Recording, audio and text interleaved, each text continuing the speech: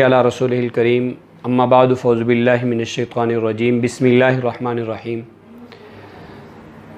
सामीन नाज़रीन, आज हम गुफ्तगू करेंगे तजवीद के बारे में।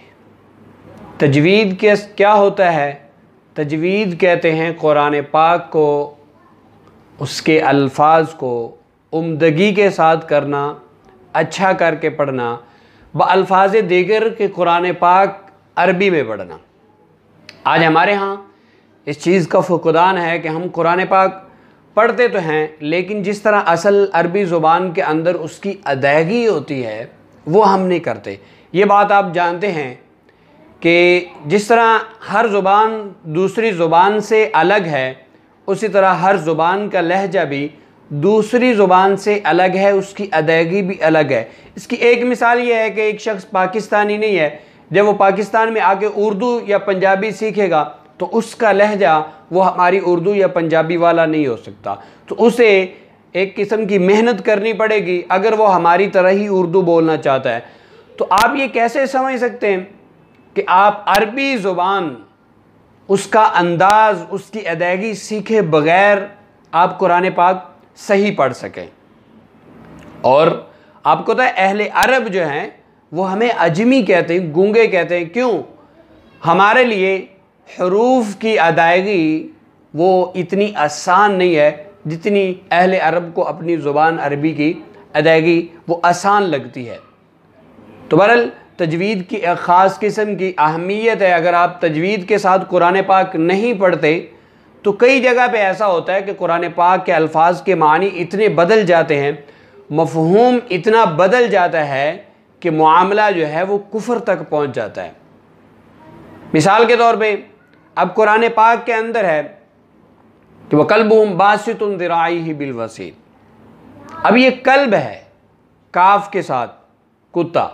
अगर आप इसको पढ़ते हैं कल्ब, ठीक है, तो अब देखें कि कल्ब का मतलब अरबी में होता है दिल।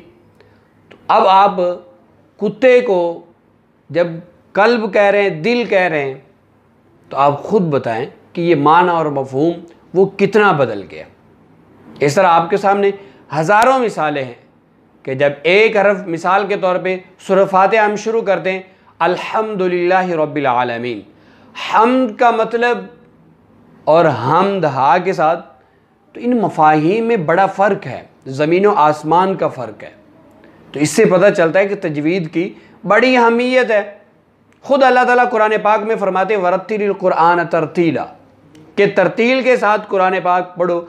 हमने आम इसका माना ये पढ़ा है कि कुरान ठहर ठहर के पढ़ो, लेकिन हज़रत अली रज़ी अल्लाह ताला अन्हु से सवाल किया गया कि मा हुवा तरतील, तरतील क्या है?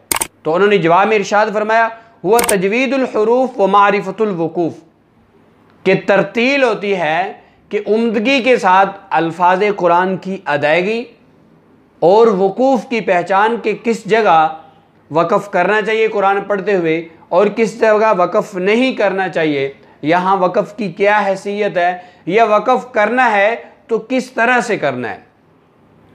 ये हज़रत अली रज़ी अल्लाह ताला ने अत-तरतील की तफसील बयान फरमाई है। तो कुरान पाक के अंदर से भी हमें तजवीद का हुक्म मिलता है कि तजवीद के साथ कुरान पाक पढ़ो। इस तरह आप सल्लल्लाहु अलैहि वसल्लम के बहुत सारी अहादीस मुबारका, फरमान मुबारका आप सल्लल्लाहु अलैहि वसल्लम के तजवीद के बारे में मिलते हैं कि कुरान पाक को तजवीद के साथ पढ़ो।